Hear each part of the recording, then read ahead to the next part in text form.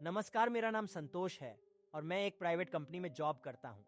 आज संडे की वजह से छुट्टी थी और मैंने और मेरे पुराने दोस्तों ने लगभग एक हफ्ते पहले ही प्लानिंग कर ली थी कि हम सब लोग मिलेंगे और कहीं बाहर घूमने चलेंगे, क्योंकि कॉलेज के बाद हम दोस्तों का मिलना जुलना तो ना के बराबर ही था। 2 साल में हम लोग अब तक बहुत कम ही मिले थे। मैं, जतिन, आशीष और अखिल, हम चारों कॉलेज की टाइम से ही अच्छे दोस्त थे और घूमने फिरने के भी बहुत शौकीन थे। लेकिन अब सब लोग अपनी अपनी जिंदगी में बिजी थे। आज संडे था, इस वजह से मैं आज सुबह थोड़ा देर तक भी लेटा हुआ था। लेकिन मेरे फोन में घंटी बजी, उसकी वजह से मेरी आंख खुली तो मैंने फोन उठकर देखा। फोन जतिन का ही था, क्योंकि हम घर से लगभग 10 o'clock बजे निकलने वाले थे, क्योंकि शहर में उन चारों के घर थोड़ा दूर दूर ही थे। जतिन के फोन के बाद मैं तुरंत अपने बिस्तर से उठा और नहा धोकर नाश्ता वगैरह करके तैयार होकर बैठ गया, क्योंकि वो तीनों खुद ही मुझे घर पर लेने आने वाले थे। मैं घर में बैठे बैठे यही सोच रहा था कि कहाँ रह गए यह लोग, कि तभी आशीष का फोन आता है और वो बोलता है, अबे जल्दी बाहर आ, हम तेरे घर के गेट पर ही खड़े हैं। आशीष के इतना बोलने के बाद मैंने तुरंत अपना बैग उठाया और घर के बाहर निकल गया। अखिल अपनी कार लेकर आया हुआ था। फिर उसके बाद मैं भी जाकर तुरंत गाड़ी में बैठ गया। हम चारों बहुत खुश थे आज, क्योंकि बहुत टाइम बाद चारों एक साथ फिर कहीं घूमने जा रहे थे। अखिल कार चला रहा था, तभी उसने कहा, हाँ भाई, लोगों कहाँ जाना है ये तो सोच लो। बस घर से निकल आए हैं कि कहीं जा रहे हैं, पर कहाँ जा रहे हैं ये तो बता दो, किधर ले जाऊं गाड़ी। फिर आशीष ने कहा, भाई ले जा जहां तेरा दिल करे, आज वहीं घूमेंगे, आराम से फिर आएंगे। शाम को वैसे भी पूरे हफ्ते काम काम, आज थोड़ा मस्ती का मौका मिला है। फिर मैंने कहा, अखिल कहीं जंगल या पहाड़ों की तरफ चलते हैं, बड़े दिन से नहीं गए। फिर आशीष ने कहा, हाँ सही है, जंगल में पिकनिक वगैरह मनाते हैं। हम लोग घर से पिकनिक का सारा सामान तो लेकर आए हुए तो हैं ही। फिर उसके बाद हम लोग इंटरनेट पर सर्च कर रहे थे, आसपास सबसे बड़ा और घूमने लायक जंगल कौन सा होगा। तभी जतिन ने कहा, अरे ये देखो, ये सुंदरवन यहाँ से लगभग 22 किलोमीटर की दूरी पर है। चलो आज वही चलते हैं।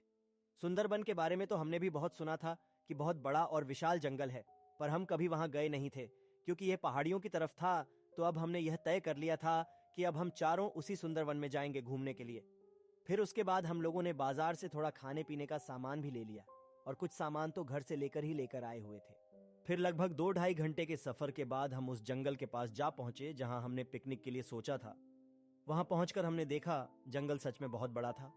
बहुत दूर तक जंगल फैला हुआ था। कहते हैं कि यह जंगल लगभग 8 से 9 किलोमीटर की दूरी तक फैला हुआ है। हम चारों जंगल के पास पहुंच तो गए, पर हमें जंगल में अंदर जाने के लिए कहीं ढंग से रास्ता नजर नहीं आ रहा था। जंगल काफी दूर तक था, फैला हुआ था।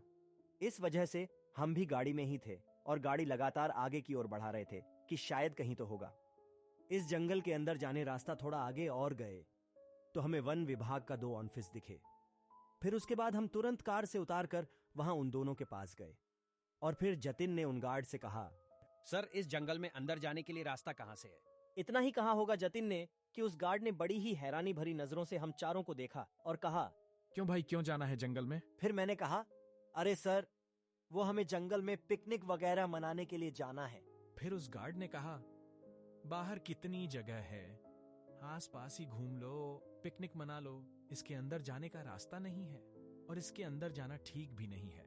और हाँ, भूलकर भी कोशिश मत करना, इसके अंदर जाने की आस पास ही घूमो फिरो, क्योंकि जंगल के अंदर बिल्कुल भी जाने की किसी को भी अनुमति नहीं है। इतना तो साफ था, ये गार्ड ना ही रास्ता बताएंगे और ना ही इस जंगल के अंदर हम लोगों को अब जाने देंगे। लेकिन हमने भी तय कर लिया था कि जाएंगे तो है ही इसके अंदर। फिर उसके बाद हमें गाड़ी में बैठे और स्टार्ट करके हम आगे की तरफ चलते रहे। शायद इतना बड़ा जंगल हमने आज तक कहीं नहीं देखा था। बहुत लंबा और बहुत विशाल जंगल था। फिर उसके बाद हम लगभग 2 या 3 किलोमीटर ही आगे गए होंगे, तभी हमने गाड़ी रोकी और चारों बाहर निकल आए। उस समय घड़ी में लगभग 1 बज रहे होंगे।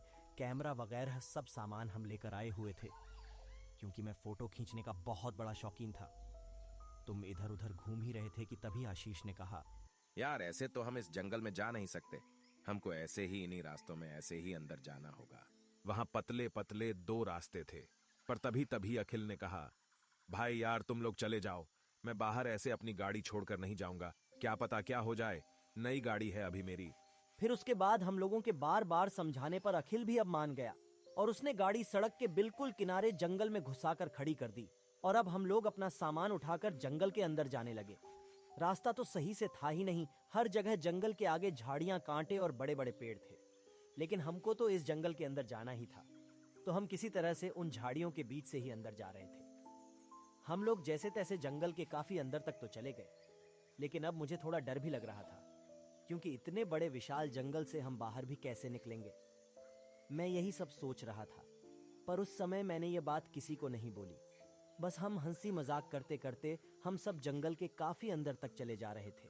अंदर जाकर हम फोटो खींच रहे थे, वीडियोस बना रहे थे, क्योंकि हमें जंगल बहुत अच्छा लग रहा था। बड़े बड़े पेड़ और पशु पक्षियों की आवाजें पूरे जंगल में गूंज रही थी। फिर हम थोड़ा सा आगे और गए और एक बड़े से पेड़ के नीचे चारों बैठ गए। तभी अखिल ने कहा, चलो यहीं पर कुछ बनाते हैं, खाते हैं, क्योंकि अब भूख भी बहुत तेज लगी है। फिर मैंने कहा, हाँ भूख तो सच में लग रही है, क्योंकि हम सुबह से निकले हैं और अब टाइम भी बहुत हो गया है और काफी दोपहर भी हो गई। जतिन, अखिल और आशीष, ये सब लोग अपने घरों से खाना बनाने के लिए सामान लाए हुए थे, गैस, चूल्हा और पतीला।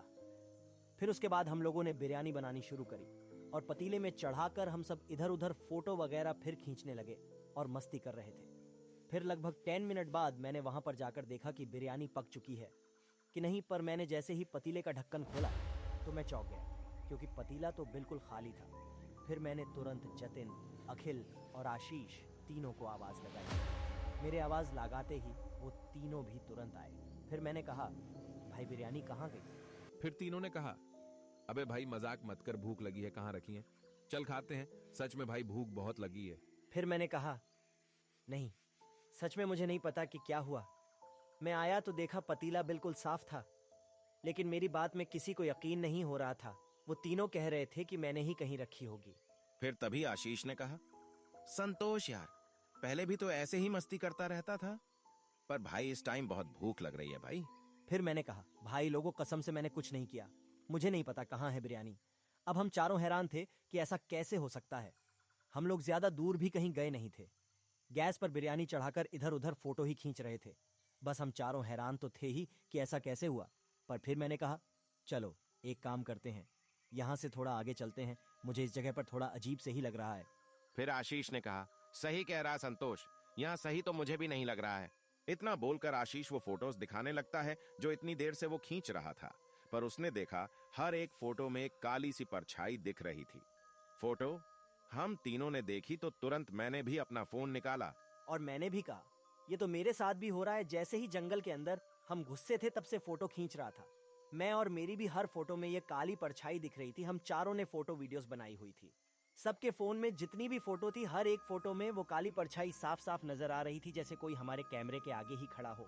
लेकिन हम फिर भी जंगल के अब बहुत अंदर थे। तभी मैंने कहा, चलो एक काम करते हैं, अब हम लोग बाहर निकलते हैं। जितना भी टाइम बचा है बाहर ही घूमेंगे, फिर जाएंगे वापस घर, बाहर ही कुछ खाएंगे। अब आशीष, जतिन और अखिल, उन्होंने कहा, हाँ सही है, वापस चलते हैं। फिर उसके बाद हम लोग अपने सामान वगैरह उठाकर जंगल से वापस निकलने लगे। पर यह तो किसी को भी याद नहीं था कि किस तरफ से अंदर आए थे और अब किस तरफ से बाहर जाए। अब इसके आगे की कहानी अगले एपिसोड में।